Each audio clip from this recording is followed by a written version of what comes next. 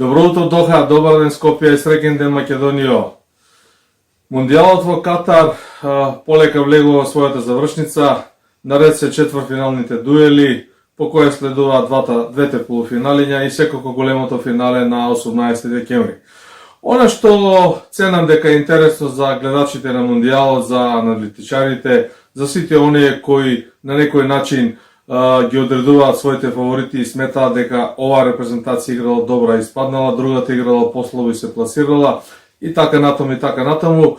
Идејата ми е вечерва малку да излеземе со поконкретни показатели околу учинокот на 8 репрезентации кои влегува во четвртфиналето.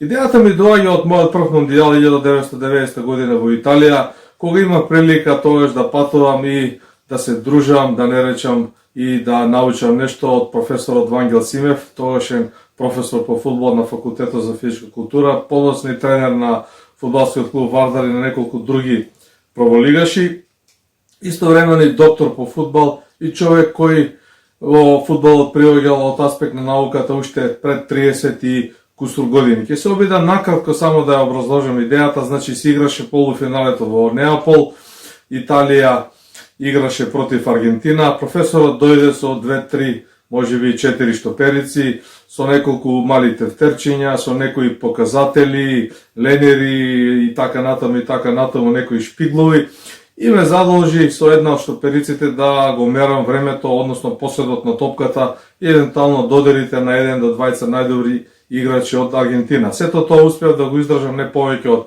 1-2 минути, потоа со целата љубезност му ги врати штопериците на Вангел Симев и тој продолжи сам да го работи тоа и од таа негова работа многу подоцна излезе еден научен труд во однос на тоа зошто тој противник бил подобар, колку удари на гол имал, колку имал посет на топка, колку од ударите биле во рамките на гол, колку од нападите биле брзо изведени со конкретна завршница, а колку од нападите не резултирале со удар кон гол. Од денешен аспект сето ова е научна фантастика, бидејќи компјутерите, аналитичарите, сите оние мерења до грам, до милиметар ги мерат и трчањата на фудбалерите, и нивните удари, и поседот на топката, и точните додавања, и неточните додавања, и така натаму. Од овој аспект само уште една реченица, што значи ударот на гол. Значи, основното правило за да го победиш противникот треба да постигнеш гол повеќе од него. Зборувам вака симплифицирано малку поедноставно за да се разбереме. За да постигнеш гол нормално треба да шутнеш кон противничкиот гол, а за топката сепак да заврши ефективно и да постигнеш гол треба да имаш таа среќа, умечност, прецизност или да кажам сето тоа, сите овие елементи и компоненти собрани во едно, да топката може да заврши зад голот на противничкиот голман. Од тој аспект ќе се обидам да ги дефинирам токму од овој учинок, од тие удари на гол, што значат кога се во прашање 8 четвртфиналисти, односно репрезентациите кои влегуваме и 8 големи, и ќе се обидеме да објасниме зошто токму овие 8 репрезентации на некој начин се тука, односно зошто некој од условно кажано големите го пропушти овој круг и испаднаа.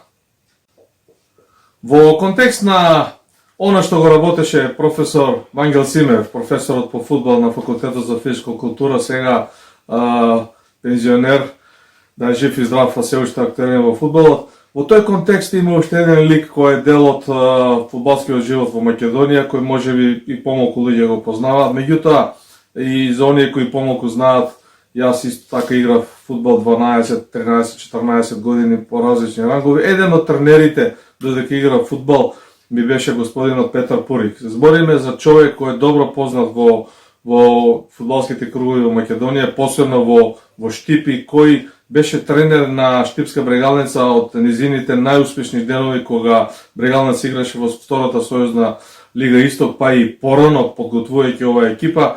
И еден раритетен податок, значи беше тренер и на мојот татко покоен Ристо Дургутов, кој беше голман на ФК Брегалница, а мене ми беше тренер актуелен долги години додека игра за фудбалскиот клуб Кежовица. Од него научив една работа која ја апострофира во првиот мој прилог, а сега и ќе ја повтора. Значи, многу пати Петар Пури, кој беше исклучителен авторитет, исклучително почитуван и смирен човек со висок коефициент на интелигенција, кој фудбал го имаше во малиот прст, велеше: дечки, момчиња, мои драги пулени, за да победите денес треба да шутирате на гол, да шутирате многу повеќе од противникот. И не заборавајте, Боро беше капитенот, кога шутираш, гледај голот да го погодиш, не доди топката над голот. Ако го погодиш голот, голманот може да одбрани, а може и да не одбрани. Ако не го погодиш голот, нема да постигнеме гол. Колку повеќе пати го погодиме голот, толку повеќе веројатноста да ги победиме противникот е голема. Овие зборови на Петар Пурик, мислам дека од денешен аспект се многу актуелни со целата ова аналитика, статистика, показатели, да кажам наука, електроника и така натаму и така натаму. Во тој контекст, во склоп на вечерашната емисија се обидов да ги извадам показателите кои ќе ги прочитам и експлицитно ќе ги презентирам пред мондијалската публика и аудиториумот на петата димензија во спортот на емисијата чиј автор сум јас, а која оди во продукција на Бурен вестник. Од овие бројки и самите ќе можете да утврдите и да заклучите зошто одредени репрезентации се таму каде што се. Значи, зборуваме за 8 репрезентации, тоа се репрезентациите, нема да ги кажам по парови, него ќе ги кажам на некој начин според учинокот, според квалитетот на нивната статистика. Тоа се Аргентина, Бразил, Франција, Хрватска, Португалија, Мароко, Холандија и Англија. Зошто по овие ред се наредени, зошто вака ги прочитав? Ги зема во предвид последните два надпревари, односно надпреварот во групата, оној третиот надпревар, кој на некој начин е решавачки нели за поголемиот дел од репрезентациите и кој на известен начин ги принудува да играат, да кажам, и поотворено и поофанзивно и да имаат повеќе удари на гол. Тоа е на моја идеја, така го замислив, така го реализирав, а за да биде веродостојност уште поголема, ги земав Холандија и Англија на по само еден надпревар. За да видиме како одат тие удари на гол кога е во прашање само еден надпревар и во конкретниот случај значи Холандија и Англија и бројот на ударите на Холандија и Англија се однесува само на еден надпревар, а тоа е надпреварот кој го играа во рамките на осмина финалето. Додека другите 6 екипи имаат по 2 надпревари во оваа статистика која е извадена од медија, од FIFA Media Hub каналот, односно од Media Channel канал. Тоа е официјален канал на FIFA, каде што ги има сите податоци до танчина, каде што ги има сите интервјуа на тренерите, на капитените и сите оние бројки кои се интересни за акредитираните спортски новинари кои можат нели да ги експлоатираат. Тука има уште многу показатели, патен да кажам, меѓутоа јас лично и образложив зошто се фатив точно за овие бројки и сега во продолжение на емисијата експлицитно ќе ги прочитам дел по дел за секоја репрезентација. Одиме поред, како што реков, според учинокот кој го извади, учинокот кој излезе на површина од мојата направена анализа. Значи, репрезентацијата на Аргентина на последните два надпревари имаше вкупно 33 удари. Тоа е вака убедливо најголем број на удари кога се во прашање 8 репрезентации кои влегува нели во четвртфиналето. И при тоа треба да апострофирам дека ова се ударите на Аргентина на надпреварите против Полска. Тоа е последниот, третиот надпревар нели во групата, каде што игра, и надпреварот против Австралија во рамките на осмина финалето. Бројките покажуваат дека аргентинците имале вкупно 21 удар против пољаците. Еден извореден учинок кој сам по себе покажува како се одвива работите на теренот. Сега на мала дигресија, бараше поголем труд, поголемо внимание и поголема концентрација, а мислев дека гледачите вие ќе останете помалку збуните ако ги вадат прецизните и непрецизните удари, така да одам само со вкупниот број на удари кон противничкиот гол. Значи, реков на Аргентина има 21 удар на гол против Полска, додека на осмина финалниот надпревар против Австралија, аргентинците вкупно 12 пати шутирале кон противничкиот гол. Кога нели овие ќе се соберат овие две бројки, доваѓаме до фантастичната бројка од 33 удари на два надпревари кон противничкиот гол на екипата на Меси и неговите другари. Втор на оваа листа по удари на гол, кои нели носат предност на преварите, придонесуваат за офанзива, за притисок кон противникот и секако на крај резултираат и со поволен резултат. Репрезентацијата на Бразил, која е на 2 надпревари, има 28 удари, значи 3 помалку од Аргентина, меѓутоа кога ќе ги слушнете ударите кон голот на другите репрезентации, ќе сватите дека и оваа бројка на удари на гол, на противничкиот гол на бразилците е исклучително висока. Значи Бразил на последниот надпревар против Камерун, кој внимавајте, го загуби со 1:0. Така беше. На овој надпревар бразилците имаа 11 удари кон противничкиот гол. Сега ако тука правиме муаве за некаква шпекулација дека Бразил, ајде да кажам, попуштил, калкулирал, не сакал да победи, ударите кон гол на овој надпревар кој се вкупно 11 сигнализираат нешто друго. Од 11 удари бразилците не постигнаа гол и изгубија 1:0. На вториот надпревар против Јужна Кореја, каде што Бразил нели победи со 4:1, а постигна 4 голови во првото полувреме, бразилците имаат 17 удари на гол. Значи од 17 удари на гол постигнати се 4 голови, а на првиот надпревар од 11 удари не постигнаа гол. Значи Бразил е втор на оваа условно кажано ранг листа според ударите кон противничкиот гол со вкупно 28 удари. Сега интересно е, доаѓаме до третото место, да кажам, до бронзениот медал на репрезентациите кои најмногу шутирале на последниот надпревар во групата и на осмина финалниот надпревар. И овде статистиката, бројките кои се екзактни, нели не оставаат просто за мислење, размислување, за дилема, туку се точни и прецизни бројки, велат дека дури 3 репрезентации условно кажано го делат тоа трето место и тој бронзен медал за удари кон противничкиот гол. Тоа се Франција, Хрватска и Португалија, кои на 2 надпревари извеле по 21 удар кон противничкиот гол. Овде е малку интересна таа анализа, па ќе се задржиме и малку подетално кога се опрашање овие 3 репрезентации, за да видиме како оди поотделно по секој надпревар. Кога зборуваме за трите репрезентации кои го поделија третото место, значи зборуваме за Франција, Хрватска и Португалија, бројките го велат следното. Франција на првиот од овие два надпревари, односно на третиот во групата кој го изгуби со 1:0, имала 7 удари кон гол, една бројка релативно малку, додека на вториот надпревар во осмина финалето, каде што ја победи Полска, нели со 3:1, имале вкупно 14 удари и доаѓаме до бројката до 21.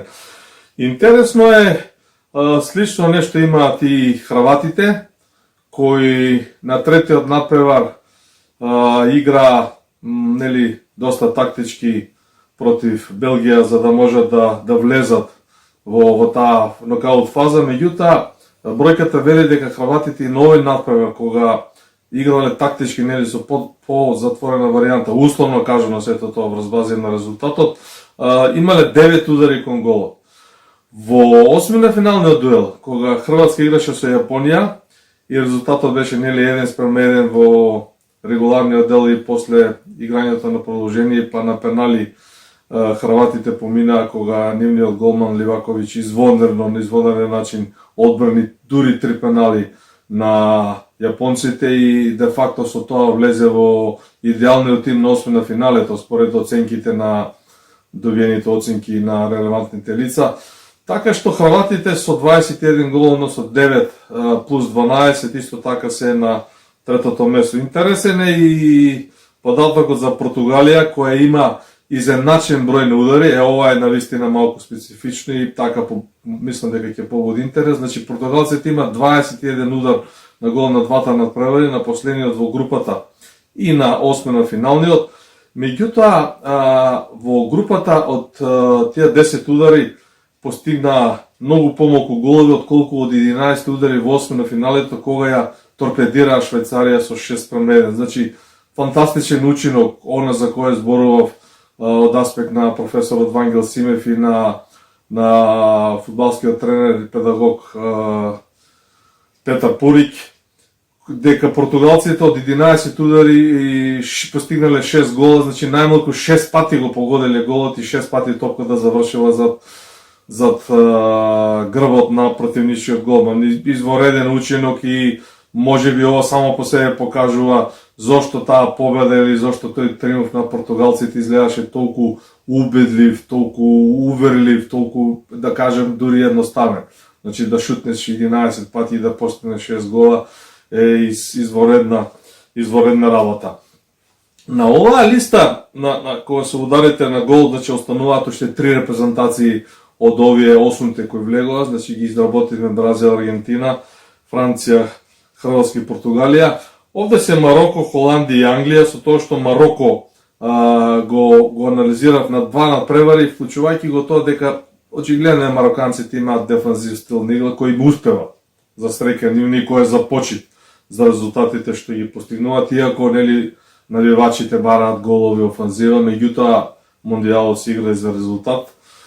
Мароко има скромни 10 удари на двата гола и на првиот надпревар, односно на последниот надпревар во групата прв во оваа анализа има 4 удари на гол, додека со Шпанија, каде што резултатот беше 0:0 и каде што исто така мароканскиот голман на Мароко изворено одбрани 3 пенали, дури малку една дигресија, Ливаковиќ е во идеален тим на колото, не дека не заслужува, меѓутоа и Боно беше многу близко до него со овие изворедни интервенции.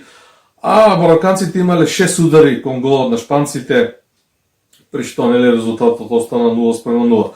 И на крај доаѓаме до двата титани, фудбалски титани, великани, две фудбалски репрезентации кои имаат мал милион успеси и еден куп врвни играчи во нивните редови, фудбалски мајстори, да не зборам за селекторите кои имаат добар бекграунд и се, и само по себе рейтингот е многу голем, значи тоа се Холандија и Англија, за да ги споредиме како само на еден надпревар го направија тоа во осми на финалето.